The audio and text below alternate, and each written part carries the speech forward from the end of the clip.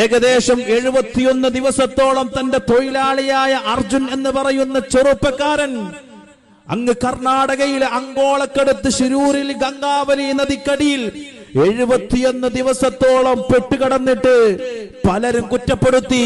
പ്രിയപ്പെട്ട അർജുൻ എന്ന് പറയുന്ന ആ സഹോദരന്റെ മുതലാളിയായ ലോറിയുടെ ഓണറായ മനാഫു എന്ന് പറയുന്ന ആ ചെറുപ്പക്കാരനെ അവിടെയും ചാപ്പ കുത്താനും തീവ്രവാദം ആരോപിക്കാനും പലരും മറന്നില്ല.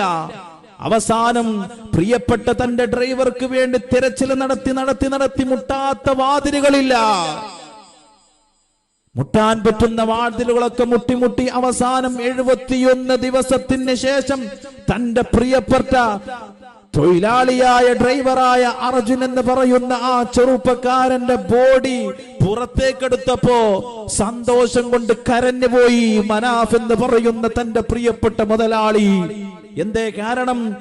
ആ അമ്മക്ക് കൊടുത്തൊരു വാക്കുണ്ട്, അമ്മേ നിങ്ങളുടെ നാട്ടിലേക്ക് വരുമ്പോ ഓനെയും കൊണ്ടേ അങ്ങോട്ട് വരികയുള്ളൂ. ഈ മാനവികതയാണ് ഹബീബായ റസൂലുള്ളാഹി സ്വല്ലല്ലാഹു അലൈഹി വസല്ലമ തങ്ങൾ ഈ ഉമ്മത്തിന് പഠിപ്പിച്ചു കൊടുത്തത്.